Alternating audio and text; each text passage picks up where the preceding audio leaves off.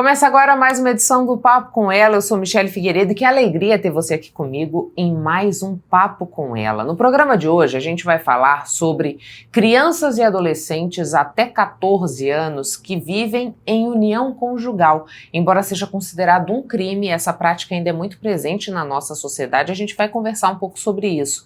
A gente também aborda nessa edição o culto à magreza e os prejuízos que essa perseguição incessante pelo suposto corpo ideal tem causado principalmente às mulheres. Nas reportagens a gente traz uma exposição que acontece lá no município de Rondonópolis, da artista plástica Regina Maslen, chamada Mananciais, e também um trabalho que é feito com pessoas na terceira idade, nessa perspectiva de garantir qualidade de vida, socialização e um ganho de saúde mental para esses idosos. Então você já sabe, pega o teu café e vem comigo conferir todo esse conteúdo que a gente produziu para você aqui no Papo.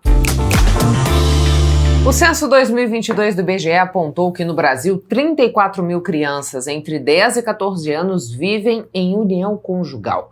Em Mato Grosso são 900 na mesma situação. O maior número de crianças nessas uniões é do sexo feminino. Embora a legislação proíba casamento antes dos 16 anos e a relação sexual com menores de 14 seja vista como estupro de vulnerável, a prática ainda ocorre. E para a gente entender o que explica esse fenômeno social, é que recebo hoje aqui no Papo com Ela a defensora pública Cleide Regina do Nascimento. Cleide, muito obrigada por aceitar o nosso convite, para que a gente falasse um pouquinho mais sobre essa problemática que foi externada pelos dados que mostram ainda crianças e adolescentes de 10 a 14 anos vivendo em relações como casamentos. Quando a gente olha para isso, o que isso diz sobre o nosso comportamento social, o que isso diz sobre a nossa sociedade? Eu acredito muito que nós não estamos enxergando mais nossas crianças. Está ocorrendo uma invisibilidade, principalmente das meninas, porque os dados mostram que quase 80% dessas uniões são meninas entre 10 e 14 anos. Então, simplesmente nós estamos abandonando desde as meninas. Isso até pode explicar tanto feminicídio no país. E me diz uma coisa, Cleide, porque me parece que há uma normalização disso, mas a nossa legislação não vê isso como um processo normal. Existe já uma norma que diz que uniões nesse período não podem acontecer, não é isso? Sim. O Código Civil estabelece uma idade de casamento. A idade para casamento no Brasil é a partir dos 16 anos, com o consentimento dos pais, a partir dos 16. Então, pela legislação não é possível, não é possível. E em menos de 14 ainda, a jurisprudência considera estupro de vulnerável. Qualquer relação com menor de 14 anos é considerado estupro de vulnerável. Mas a sociedade, ela não enxerga, voltando a falar. É como se essas crianças e adolescentes fossem invisíveis para a sociedade. A gente viu um avanço da lei para enxergar crianças e adolescentes como sujeitos de direito, quando a gente teve a criação do Estatuto da Criança e do Adolescente.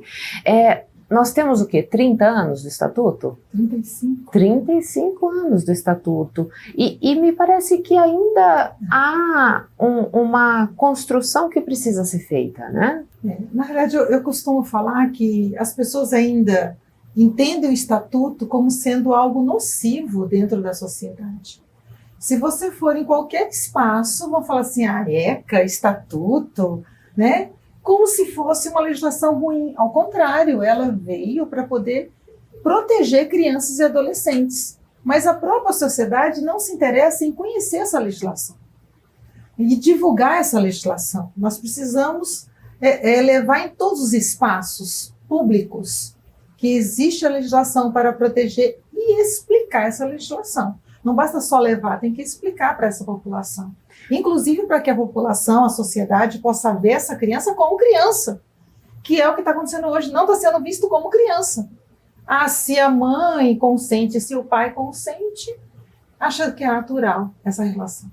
E doutora, quando a gente pensa nos prejuízos, né? Quando eu tenho uma menina, um menino, a gente sabe que os meninos estão em menor número nessa situação, né? Majoritariamente os dados apontam meninas, que vivenciam uma situação de união nessa idade. Qual que é o prejuízo, né? Quando eu penso no desenvolvimento corporal, emocional, psicológico desse indivíduo? O maior prejuízo é o educacional. Normalmente, essas crianças, o primeiro passo é sair da escola. É a exclusão escolar. Esse é o primeiro momento. Vão sair da escola, aí não vão ter a sua formação. Segundo prejuízo vai ser o profissional. Porque sem a escolarização, sem a educação formal, sobra subemprego. Vamos imaginar que depois de uns 4, 5 anos essa união não persista. A pessoa não tem nem condições financeiras de se estabelecer sozinha, porque não se profissionalizou, não teve o tempo adequado, e ainda assim um dos maiores prejuízos é perder a infância. Quando eu penso que nós estamos simplesmente matando o presente das crianças, que ela perde a sua infância, que futuro eu posso dar para essa criança? Se não teve o momento adequado de entender o lúdico, de brincar, né, de explorar esse momento da infância que é tão criativo e tão propício para o desenvolvimento. Então, prejuízos são inúmeros. A gente pode, presenciando situações como essa, denunciar esses casos, já que a senhora disse pra gente, o casamento não é possível antes dos 16 anos e qualquer relação é considerada estupro de vulnerável até os 14 anos. É o que nós temos falado para toda a sociedade, todos os espaços que a gente ocupa. É importante entender que isso não é normal, que isso não é natural e que a gente não pode aceitar enquanto sociedade. Tem que denunciar. E aí a gente chama a população para Disque 100. É o número de direitos humanos onde você pode denunciar violações contra criança e adolescente. E, eu quero fazer uma denúncia anônima. Nesse número você consegue. Você pode também procurar o conselho tutelar da sua cidade. Como você também pode ir à delegacia. Né? Mas muitas vezes a pessoa não quer essa disposição de se deslocar, Disque 100 para poder denunciar. E aí o que acontece a partir do momento que essa denúncia é feita? Essa denúncia ela chega inicialmente em Brasília. Que é a central. A central. A central passa para o Estado e o Estado vai acionar o município, inclusive o Conselho Tutelar, para fazer essa investigação. E vai se abrir o procedimento. Infelizmente, o processo não é tão rápido como a gente gostaria que fosse. Então, dependendo da situação, se demorar 6 meses, 8 meses, dependendo da idade, já passou. Depois dos 14 anos, aí, quer dizer, já deixou de ser o estupro de vulnerável, digamos assim, né? Ainda assim não seria a união correta.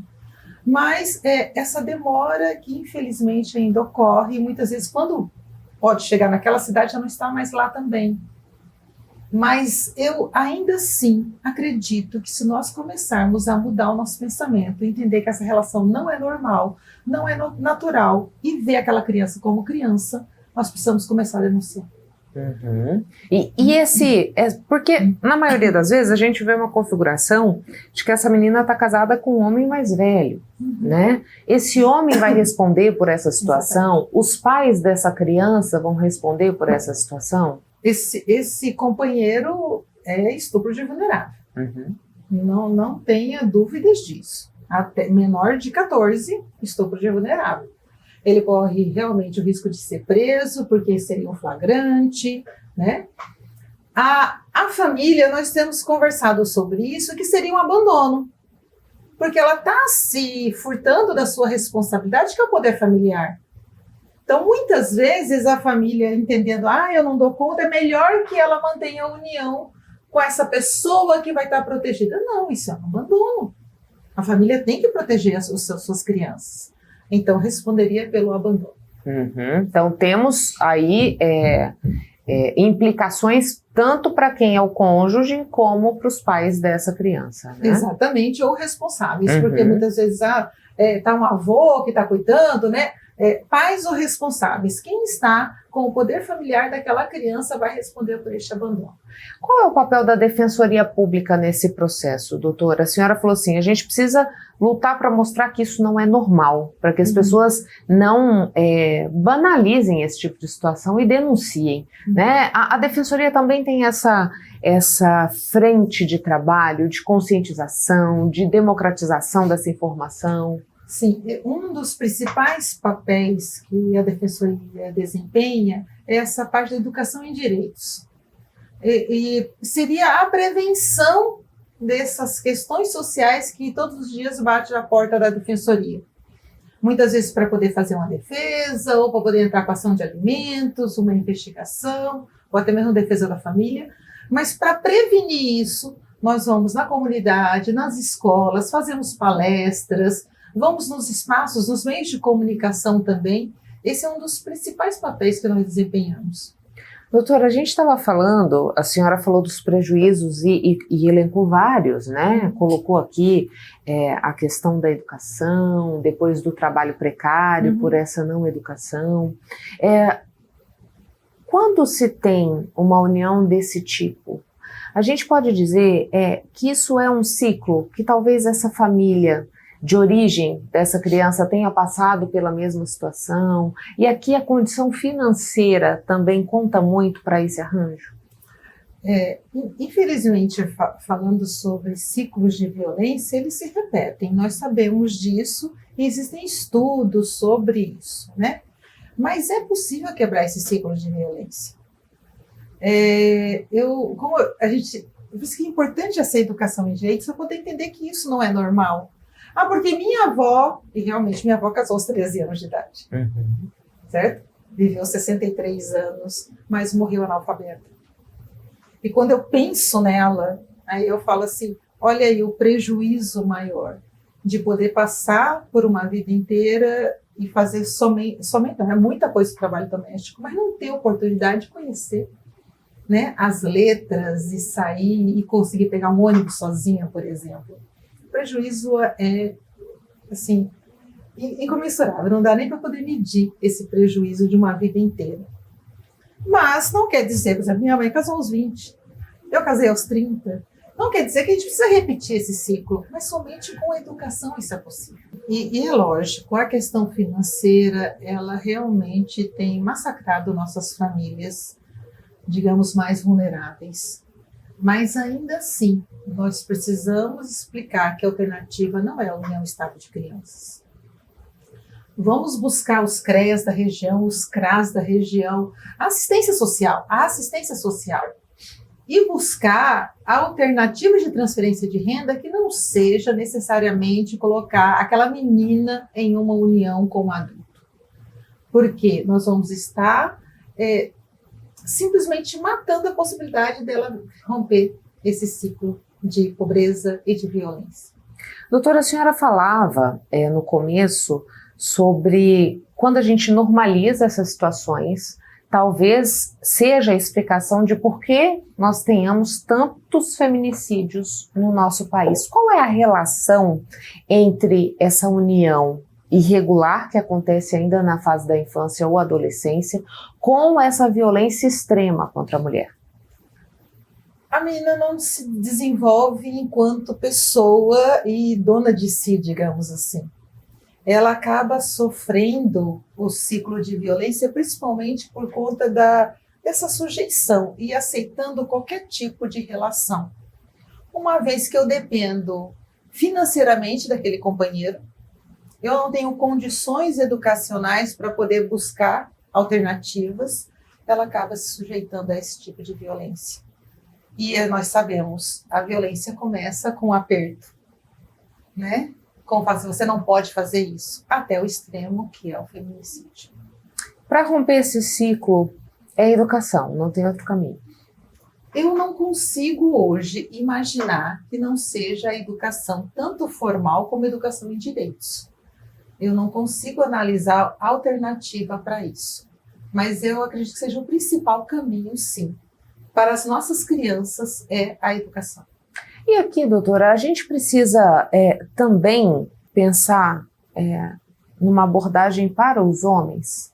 Porque assim, se a gente tem um comportamento que é violento, se a gente tem um homem que busca uma criança ou adolescente para estabelecer essa união, precisa ter uma frente de ataque, vamos dizer assim, mais agressiva no que diz respeito a discutir essa temática, em criar espaços para que isso seja pauta? Sim, é muito claro que qualquer mudança de comportamento não é só em relação às meninas. Nós temos que mudar a forma de educar os nossos meninos. Desde o linguajar que se impõe para este homem, desde pequeno, usando as expressões como você é macho, então você tem que fazer dessa forma. A gente tem que mudar esse tipo de educação para que a gente possa fazer com que ele respeite essa menina, em qualquer idade. Até que quando adulto, sabendo que a menina de 10 anos é criança, não é para ser esposa. Né? É a partir dos 16 a possibilidade de união. Então, até para que esse homem ele entenda os limites de se unir a uma outra pessoa. Uhum. E acho que ainda existe uma confusão com essa coisa do consentimento, né? Não, mas foi consentido. Independente de ser consentido ou não, antes dos 14 é estupro. Exatamente. Isso a jurisprudência no STJ, STF, vem falando muito sobre isso. E aí a pessoa só acredita nisso quando vai preso. Então, assim, nossa, mas ela estava consentindo. Não existe consentimento. Por que não existe consentimento? A criança não está formada. A medicina explica isso, que nós só estamos realmente formados, isso varia um pouco, mas em média aos 24 anos de idade. Por isso, aos 16 eu preciso do consentimento. Então, a própria medicina explica que nós não estamos formados. Então, como que tem consentimento se nós não estamos formados? Não tem essa capacidade ainda, né? Exatamente. E a família consentiu? A família, neste momento, não pode consentir, porque a própria legislação proíbe. Se a legislação fala que é 16 anos para o consentimento, supõe-se que menor que 16 não existe suprimento de consentimento. Então, mesmo a família estaria violando a legislação, caso faça esse possível consentimento. Doutora, a gente viu recentemente uma discussão bastante forte no Congresso Nacional no que diz respeito a mudanças de regras para que essas meninas vítimas de estupro, né, possam acessar o aborto que já é previsto em lei. Quando a gente tem esse tipo de movimento por parte dos nossos representantes, isso não causa ainda mais confusão? Não é dizer assim, não, está liberado, pode fazer, porque eu estou dizendo aqui que a vítima tem que ser mãe e o estuprador tem que ser pai? Infelizmente, quando a gente analisa legislações como essa, nós entendemos que ela vai no caminho da desproteção, não da proteção integral dessa criança e do adolescente. Não auxilia nada. Mas ainda assim, é bom que se entenda que existe o que nós chamamos de entrega legal. É outra frente que a gente sempre fala, mas não para crianças de 10 anos, pelo amor de Deus. É risco para a saúde. É risco, exatamente. Se o médico, e gente, aí o médico tem autonomia para poder falar os riscos que tem uma gravidez. E se manter porque a legislação quer, olha o risco de matar uma criança de 10 anos.